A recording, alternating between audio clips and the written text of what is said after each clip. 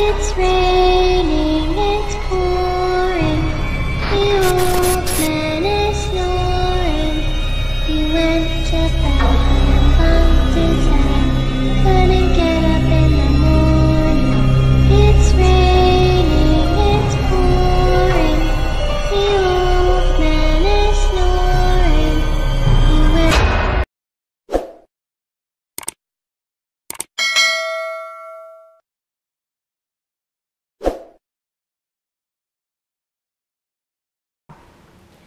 Assalamualaikum warahmatullahi wabarakatuh. Selamat datang di Decalnot. Masih bersama kami, saya Destika, Saya Aldi. saya Jelita. Dengan konsep yang berbeda. Selama seminggu kita rehat dulu ya kemarin, karena kita lagi mikirin konsep-konsep yang baru buat kalian. Dan sekarang kita hadir dengan konsep yang baru, ngebahas tentang erup-erup atau ketindihan ya. Kalau Sundanya mah erup-erup atau sleep paralysis. Dan kita juga bakalan ngebahas apa aja sih yang kita rasain setelah pulang dari penelusuran syuting di suatu tempat gitu. Adakah yang bakalan mereka sampaikan kepada kami? Dan jangan lupa ikutin terus video kita, dan jangan lupa juga subscribe, Like, comment. and share ke semua sosial media kalian. Balik lagi bersama kami. Di sini kami akan menjelaskan dan menceritakan tentang erup-erup dan apa itu erup-erup. Penjelasannya ada di Destika. Erup-erup kalau kata orang Sunda kan ketindihan makhluk halus ya, atau ketindihan hantu. Kalau misalnya kata medis, sleep paralysis itu jadi kita dalam keadaan capek terus stres kayak gitu tidur, dan kita mengalami gangguan tidur atau kelumpuhan tidur gitu. Jadi kayak ketindihan. Tapi kalau misalnya aku mah percaya aja sih dua-duanya juga, dari medis atau dari mitosnya juga. Jadi cerita pengalaman erup-erup, cerita pernah nggak cerita pengalaman erup-erup itu? Aku pernah kena erup-erup. Jadi pengalaman aku kena erup-erup tuh kebangun ketemu kuntilanak gitu. Jadi awalnya aku tuh tidurnya tuh terlentang gitu. Terus kebangun ngeliat kuntilanak di atas langit kamar gitu. Terus aku mau ngomong tuh susah geling. Jadi ketahan gitu, mau gerak juga susah. Tiba-tiba kuntilanaknya tuh perlahan deket-deket gitu, langsung jatuh, hilang. Terus kedenger suara kuntilanak di kuping aku gitu. Kalau pengalaman saya mah, jadi ada anak kecil di ujung jendela, dan di situ tiba-tiba kebangun gitu ya, kaget juga, langsung sesak napas kayak dikejar-kejar gitu, dan nggak bisa gerak juga. Tapi cuma sebentar sih kalau bisa gerak, tapi cuma kalau misalnya kayak dikejar-kejar kayak lari gitu, capek lama. Kalau pengalaman Destika gimana? Aku mah kayak lebih banyak karena lebih sering ketemu sama mereka. Jadi pengalaman yang paling benar-benar menyeramkan itu ketemu kayak sosok perempuan, tapi badannya cuma segini aja, rambutnya acak-acakan, dan mukanya penuh sama nanah sama luka-luka. Terus dia mangap ada di depan muka aku banget, dan di situ posisinya aku sadar, bukan tidur tapi sadar. Dan besoknya aku langsung sakit dan benar-benar harus langsung diobatin, karena kalau misalnya nempel bahaya juga ya. Terus yang kedua, ketemu perempuan yang bajunya basah banget, pokoknya dia basah kuyup, dan kayaknya nyambung sama yang tadi pagi aku alamin gitu. Tadi pagi aku tiduran, terus kayak dia tuh narik aku dari belakang dan ngejatuhin aku, benar-benar jatuhin ke dalam sumur gitu. Dia ngeliatin kalau misalnya dia tuh disiksa gitu, terus di sininya lebam-lebam, terus dimasukin ke dalam sumur. Kayaknya mah nyambung gitu ceritanya, kayak dia ngeliatin, tapi Ngeliatin dia kalau Meninggalnya gimana iya. gitu ngeliatin. Tapi pas waktu aku ketemu dia itu aku sadar ya, dan aku jalan bukan tidur gitu. Ketemu dia aku sadar. Dan kalau misalnya erup-erup yang lain, ketindihan yang lain, ada sih paling kuntilanak, suara-suara kuntilanak kayak gitu bentukannya. Ya kuntilanak ya rambutnya panjang, ada juga yang pakai bajunya lusuh, ada juga yang rapih gitu. Beda-beda sih. Kalau tuyul kayak itu mah ya suka-sukalah gitu ketemu. Itu aja.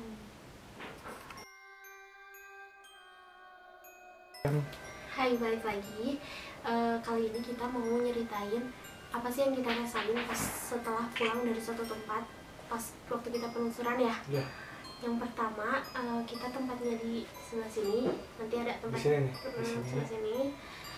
Kita penelusuran pertama itu sore-sore ya. Ya. Kalau Adi gimana nih pas pulang gitu, pas pulang dari tempat situ? Kalau pas pulang mah kayak mimpi gitu dibawa ke sana juga ya, dibawa ke sana dan di situ tuh kayak dia merhatiin gak semua jahat gitu, artinya jahat semua, tapi ada yang baik juga, tapi kita tuh ngomongnya yang jahat semua ya, gak yang baik. Jadi mungkin dia ngasih tahu gak semua jahat kayaknya gitu. Jadi suatu tempat itu ada kayak kalau kata orang Sunda mah karuhunnya gitu. Jadi mau dimanapun kita harus tetap permisi, karena kalau misalnya kita nggak permisi ya karuhun di situ atau yang menempati tempat di situ lebih lama, mereka akan kesinggung juga gitu. Dan ke semua tempat juga ada yang jahat-jahatnya gitu. Pasti ada yang baik-baiknya juga. Gitu. Kalau aku pulang dari situ sih alhamdulillah baik-baik aja. Tapi kalau di selanjutnya next Nanti ada. kita jelasin. Ya, hai, balik lagi bersama kami. Di sini kami mau menceritakan tentang pengalaman kami pas syuting ya di taman-taman. Taman berikutnya tuh di Taman Maluku ya. Nih, Iya. di sini ada Teman aku yang dirasain Teh Destika kayak gimana sih di Taman Maluku. Itu tuh kayak paling berat banget ya kita syuting. Paling berat banget. pokoknya di situ udah auranya benar-benar negatif buat kita dan capek banget ya. Ya, pas pulang juga udah kayak capek banget.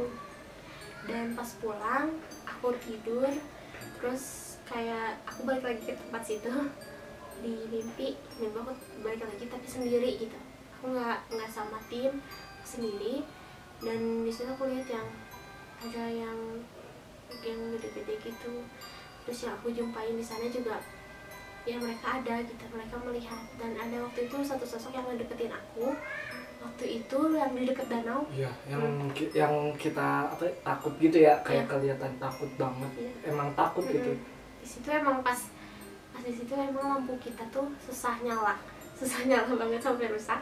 Dan ada yang lewat gitu kayak noni Belanda pakaiannya rapi, dan itu benar-benar ngikutin sampai rumah gitu. Ngikutin sampai rumah di jalan iya gitu, di jalan kayaknya ngikutinnya yang aneh-aneh gitu, tapi dia tuh pakaiannya rapi banget, terus pakai kayak topi gitulah, tapi dia cuman mondar-mandir. Terus di pohon deket jembatan itu, di pohon aku lihat ada yang gede, terus dia tuh segede Yang pohon awalnya. cagak 3 itu kan. Bukan, ada lagi yang deket jembatan. Kalau yang cagak itu emang itu ada gitu. Itu jahil. Dan yang sebelah deket jembatan aku ngeliatnya itu kayak dia tuh segede pohon, badannya hitam tapi lentur, tapi dia tuh bisa ngecilin Gedein. kayak gini, kayak gitu lagi, Terus gede. terus ngedein lagi segede pohon gitu aja. Dia tulang tolol ya. Iya. Dan kalau kalian perhatiin di Taman Maluku tuh kita pas penutupan ya, waktu penutupan kan udah dibulatin. Di situ tuh kayak ada yang ngeliat ya, ngeliat mata merah, hitam juga ya. Dan kita udah penelusuran pas kemarin, pas sebelumnya sama kakak saya. Di situ emang nggak ada lampu merah, nggak ada pohon nggak ada yang kayak 2 gitu, nggak ada. Oh ternyata emang benar dia merhatiin kita. Sosoknya itu kayak dia badannya emang kayak gede gitu, Tapi ngecilin gitu. lebar gitu, tapi matanya emang merah sih. Kayak gini nongol gitu. Kayak gitu sih. Dan salah satu ini ya member kita ya. Iya, ada yang hampir semua yang ngikutin sih. Iya. Karena ada yang ngikutinnya, ada yang jahil, ada yang enggak gitu. Kalau misalnya ke aku sih enggak jahil, dia enggak jahil, cuma ngikut aja. Asal jangan sompral aja ya. Pokoknya di Taman Maluku itu terberat buat kita gitu. Capek banget. Capek banget. Udah gitu aja.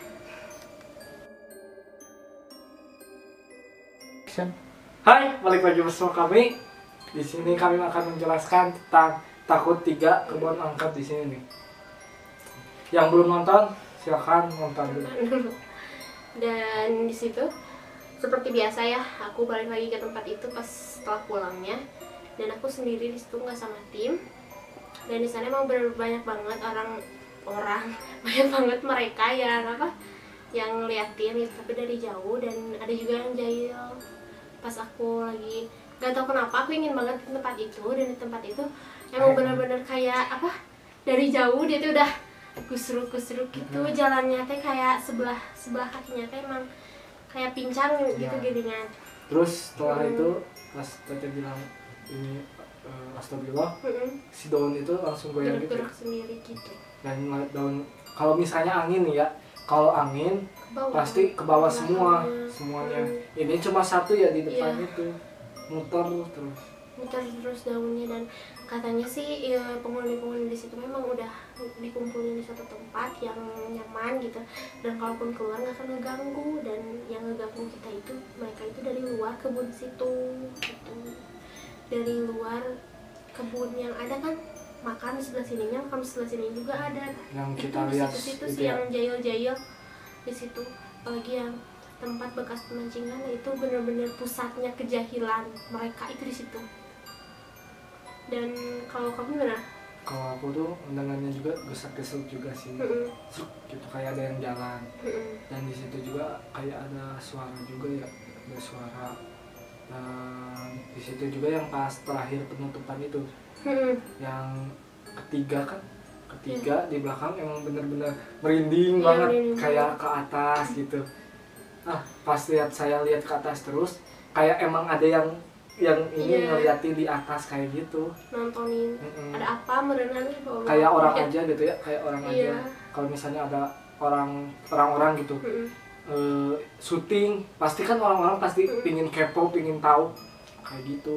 Aku juga sama. Dan gak tau kenapa di setiap tempat syuting selalu aja aku ingin di tempat ini, dan ternyata tempat itu ada gitu. Itu sesuai ini pusatnya juga. Dan di situ emang ada satu sosok yang terkenal juga, tapi katanya sih itu mah sosok penunggu yang baik ya di situ.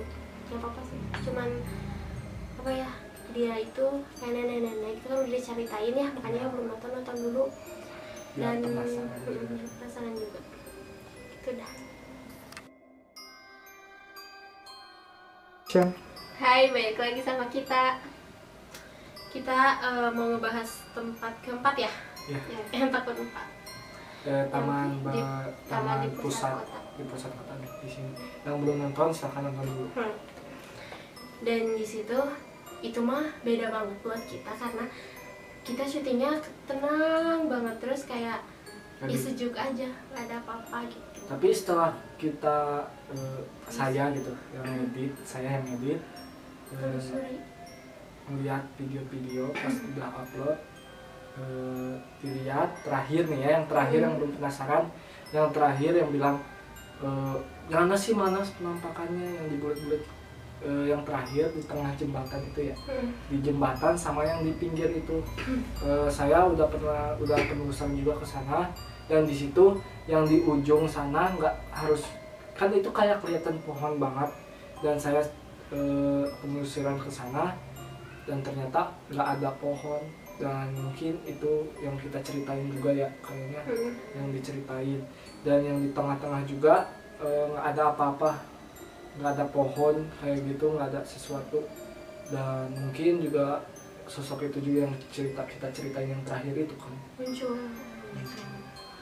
Kalau aku sih selama di sana aku melihatnya ada cewek berbaju merah gitu, tapi dia kayak udah aja lewat gitu biasa, tapi nggak ngeganggu.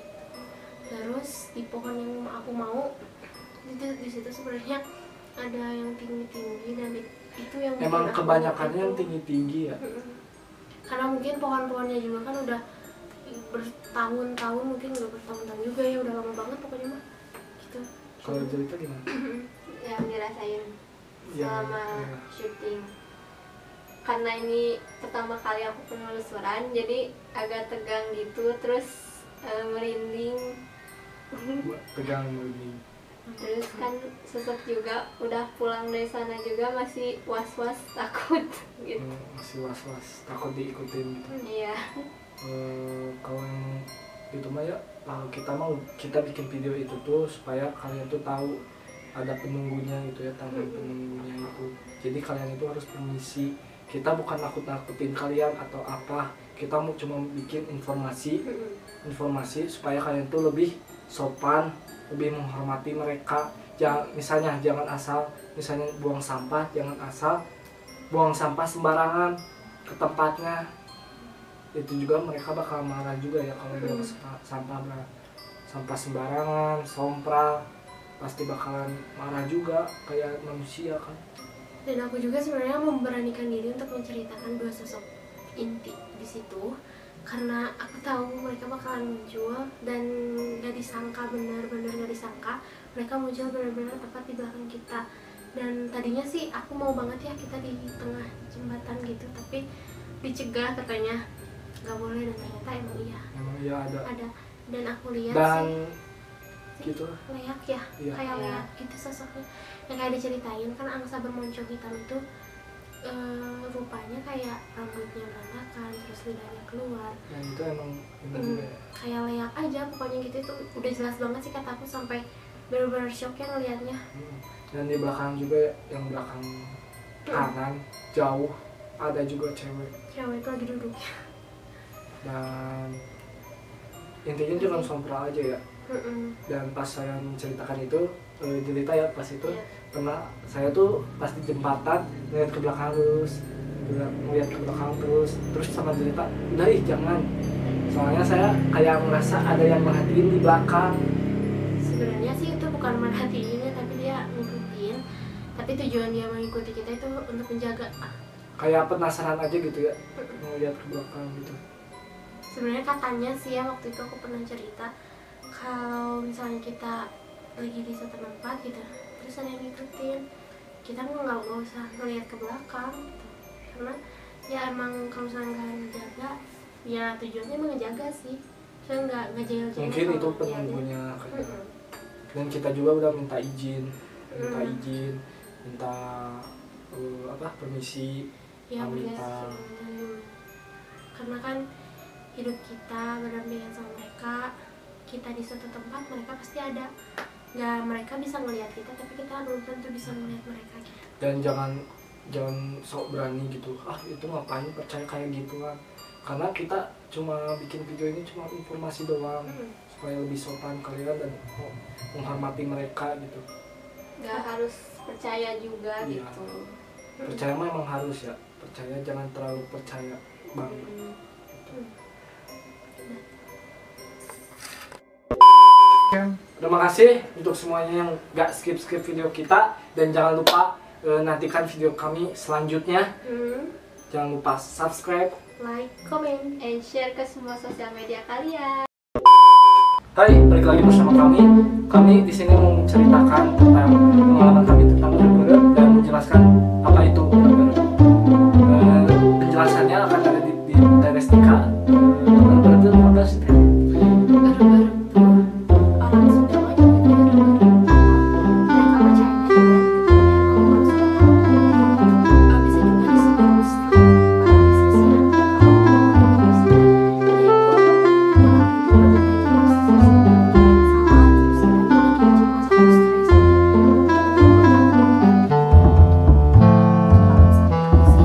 pada bisnisnya. Kalau Muslim Sekarang kami akan menceritakan yang diawali dengan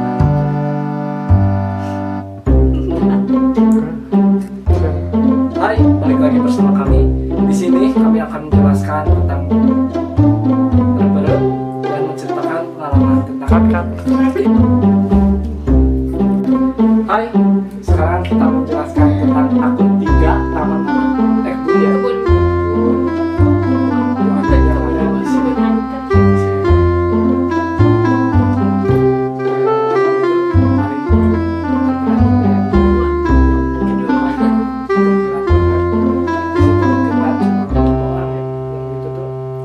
Empat orang di situ